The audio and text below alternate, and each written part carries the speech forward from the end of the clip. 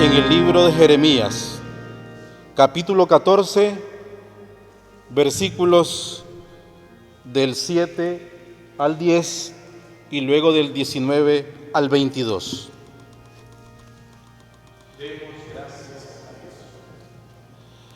Aunque nuestras iniquidades testifican contra nosotros, oh Señor, actúa por amor de tu nombre, porque nuestras rebeliones se han multiplicado, contra ti hemos pecado. Oh esperanza de Israel, guardador suyo en el tiempo de la aflicción, ¿por qué te has hecho como forastero en la tierra y como caminante que se retira para pasar la noche?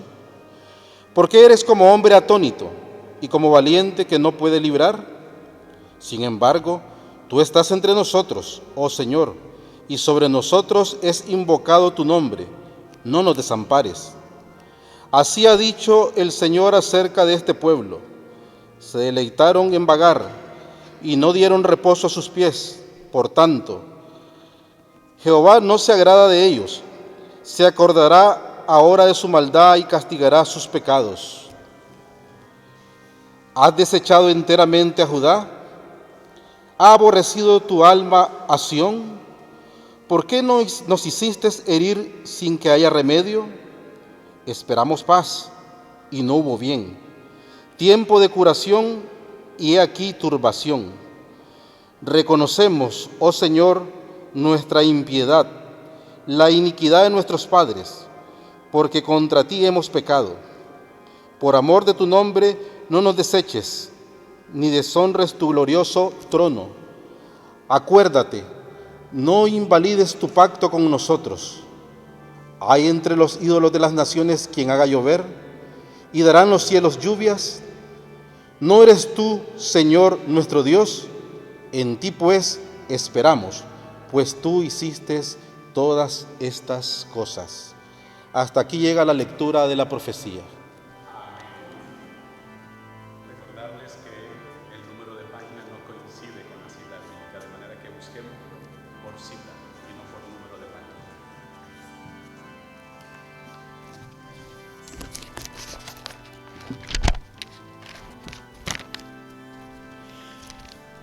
Proclamaremos el Salmo 84, un versículo comenzando yo y seguidamente todos ustedes. Salmo 84. Cuán amables son tus moradas, oh Señor de los ejércitos. Anhela mi alma y aún ardientemente desea los atrios de Jehová.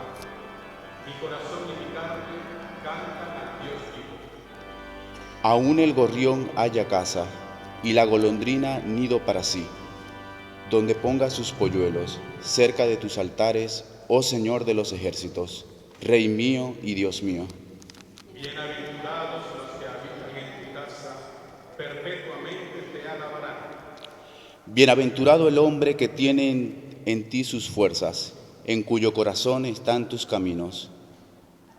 Atravesando el valle de lágrimas, lo cambian en fuente. Cuando la lluvia llena los estanques. Irán de poder en poder, verán a Dios en Sión. Jehová de los ejércitos, oye mi oración. Escucha, oh Dios de Jacob. Mira, oh Dios, escudo nuestro, y pon los ojos en el rostro de tu ungido. Porque mejor es un día en tus atrios que 1000 fuera de ellos. Escogería antes estar a la puerta de la casa de mi Dios que habitar en las moradas de maldad. Porque sol y escudo es el Señor Dios, gracia y gloria dará el Señor. No quitará el bien a los que andan en integridad. Jehová de los ejércitos, dichoso el hombre que en ti confía. Amén.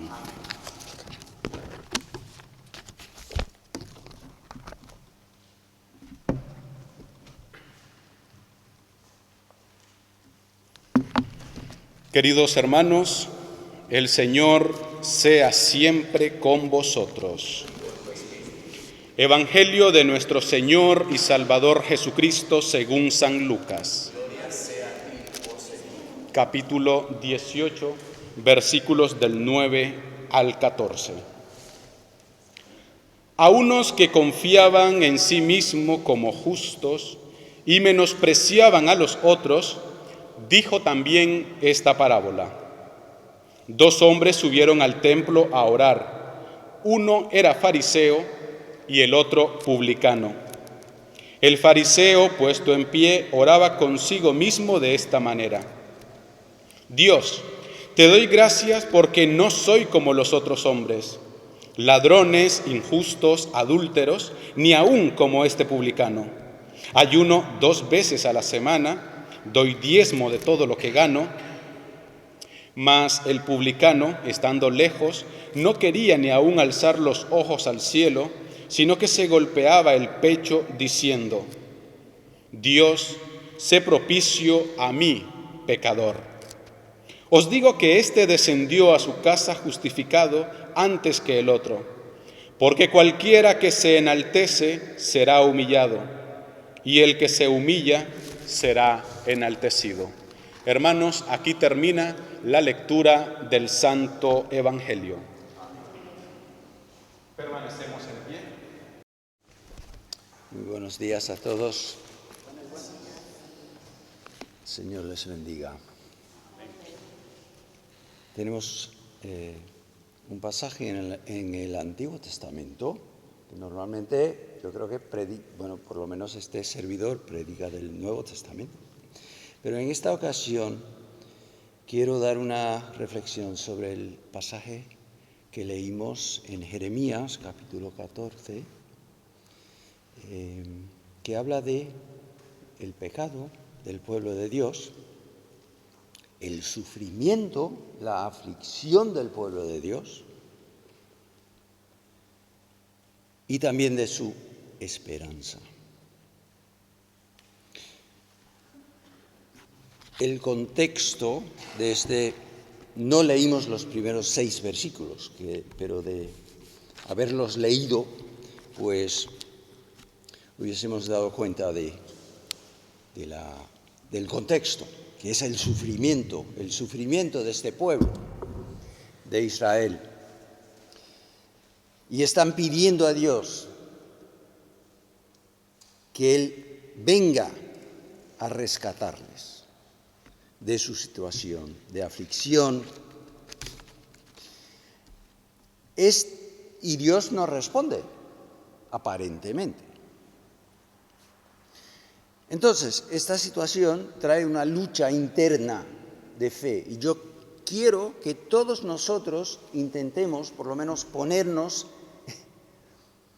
en esa situación, ¿no? Porque todos hemos estado en situaciones en las que estamos sufriendo, o un ser querido está sufriendo, y estamos pidiendo a Dios que responda, y Dios aparentemente no hace nada. Entonces, es una lucha interna de fe, es lo que estamos viendo, lo que hemos visto en este pasaje.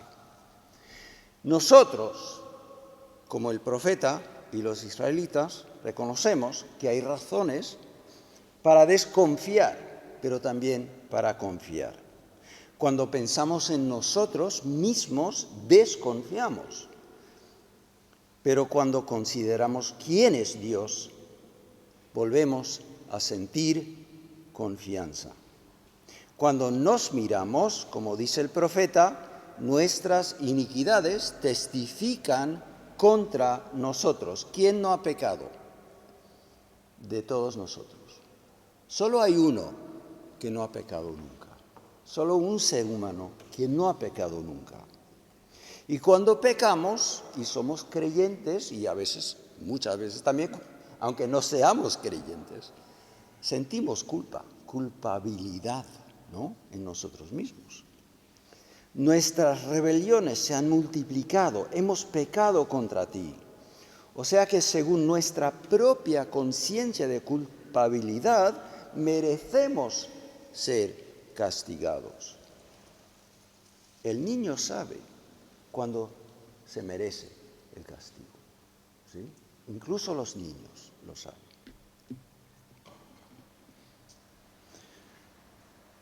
Y esto no ha sido por algunos deslices ocasionales. Ha sido una desobediencia persistente y consciente. Y dice, se deleitaron en vagar y no dieron reposo a sus pies en vagar. Si Dios es justo, ¿cómo no va a castigar tal desobediencia? Pero hay un pero en este pasaje, porque cuando tornamos la mirada a Dios, hacia Dios mismo, entonces, si conocemos su palabra, si somos conscientes de la voz de su Espíritu, recordamos que Él es fiel. Él se llama, como dice el pasaje, esperanza de Israel, guardador suyo en el tiempo de aflicción, precisamente en el tiempo de aflicción. Es decir, sabemos que Él se identifica con su pueblo y se identifica con su pueblo tan estrechamente que cuando el pueblo sufre, Él también sufre.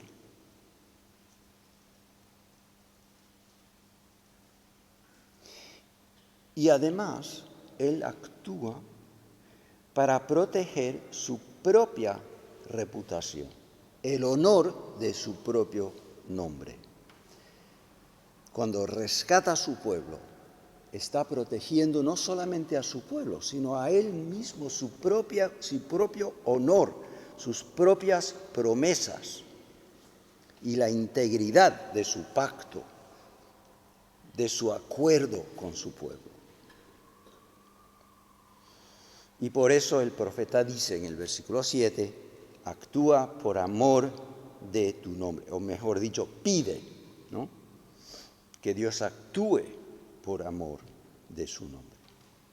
Y por amor de tu nombre no nos deseches, ni deshonres tu glorioso trono. Acuérdate, no invalides tu pacto con nosotros. Dios sufre cuando su pueblo sufre, o cualquier miembro de su pueblo.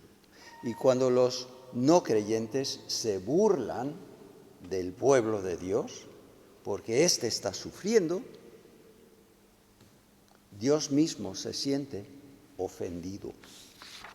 Esa es la situación.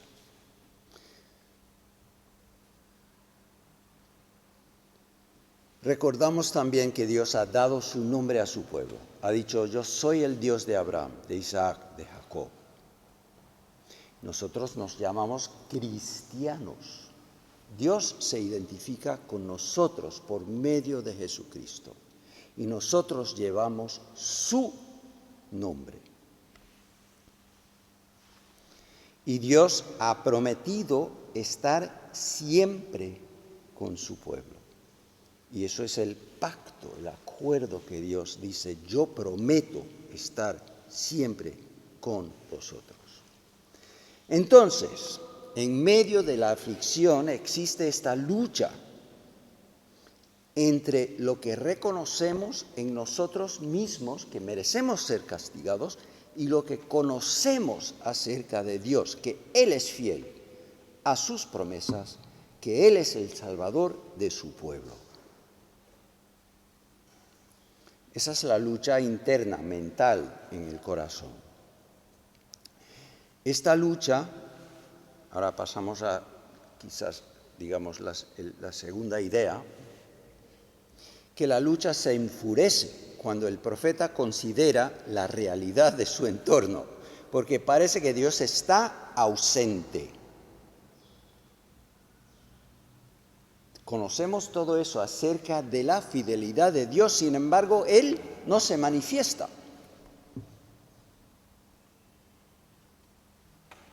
Por un lado, el profeta sabe que Dios es fiel a sus promesas, pero aunque lo sabe en teoría, digamos, no lo ve en la práctica. Y dice, ¿por qué te has hecho como forastero en la tierra, como caminante que se retira para pasar la noche? Es decir, Dios parece que no tener nada que ver con su pueblo, como un extranjero, digamos, por ejemplo, que pasa la noche en el aeropuerto de mi pueblo, de mi ciudad. Está aquí físicamente, pero no tiene ninguna relación con mi pueblo, con mi ciudad, con mi bienestar, con nada. El pueblo sufre y Dios parece que no le hace el más mínimo caso. O lo que sería igualmente terrible, es como si Dios no tuviese el poder suficiente como para salvar a su pueblo, como valiente que no puede librar, dice. Quiere, pero no puede. Eso quizás es peor todavía, ¿no? Un Dios tan pequeño que no puede librar. Y después de 2 milenios y medio, nosotros seguimos usando las mismas 2 razones para explicar el silencio de Dios. O mejor dicho, nuestra cultura, ¿no? O no quiere o no puede. Los cínicos, los ateos, usan estos argumentos para negar la existencia de Dios. Ante el problema del mal en el mundo, dicen que solo hay 2 explicaciones. O Dios no quiere poner fin al mal y por consiguiente Él mismo es maligno, o Dios no puede hacerlo y por lo tanto es impotente. Y no es ningún Dios verdadero. Los filósofos creen que han formulado unos argumentos, por ejemplo, el David Hume, el escocés, es famoso por estos argumentos en concreto. Los filósofos creen que han formulado unos argumentos contundentes contra la existencia de Dios con estas declaraciones, pero hace 2500 años, Jeremías, que sí creía en Dios, usaba los mismos razonamientos, con una diferencia profunda, que él lo hacía sin perder la fe en Dios. Entonces, ¿cuál es la solución? Primeramente, hay que decir, francamente, que en esta tierra no hay soluciones absolutas y definitivas para la cuestión del mal, del sufrimiento. Vamos a sufrir y a veces será por culpa nuestra y a veces por razones que no podemos explicar. Dios no responde, parece, aparentemente, y vamos a sufrir. Pero segundo, y esta es la clave, porque este es el Evangelio. En Jesucristo tenemos la garantía del amor infinito y eterno para siempre de Dios hacia cada uno de nosotros. No debemos perder la esperanza, porque ya el amor de Dios nos está garantizado en Cristo, en su encarnación, su vida, su palabra, su muerte y su resurrección triunfante. Es más, el problema del mal, el problema del sufrimiento, tiene su resolución en la persona de Cristo. Porque Él, no como un argumento filosófico, sino como una experiencia profunda de la muerte más cruel en la cruz y luego la resurrección y la gloria. Cristo sufrió terriblemente y murió torturado y abandonado, pero al tercer día resucitó y triunfó para siempre sobre el sufrimiento, el mal y la muerte. Y el diablo, el demonio. Así que nuestra esperanza no es en vano. Tiene una base firme en la realidad de esta tierra, donde vivió, murió y resucitó Jesucristo. Así que en términos prácticos, ¿qué hacemos? Con el profeta confesemos nuestros pecados, reconocemos, oh Señor, nuestra impiedad, la iniquidad de nuestros padres, porque contra ti hemos pecado. El publicano que se aparta y confiesa sus pecados fue a su casa justificado. Y el que se justifica a sí mismo, el fariseo, el religioso, el sacerdote, él no. Y finalmente preguntémonos en las palabras de San Pedro: Señor, ¿a quién iremos? ¿A quién iremos? Tú tienes palabras de vida eterna. Solo tú. El profeta lo expresa de esta manera en el pasaje de Jeremías: hay entre los ídolos de las naciones quien haga llover y darán los cielos lluvias. ¿No eres tú, Señor, nuestro Dios? En ti, pues, esperamos, para que pues tú hiciste todas las cosas. No hay otro Dios en quien podamos esperar. No tenemos otra opción más que esperar en Él, sabiendo que Él se identifica estrechamente con nosotros, nos ama profundamente y nos lo garantiza en Jesucristo, y no nos abandonará para siempre.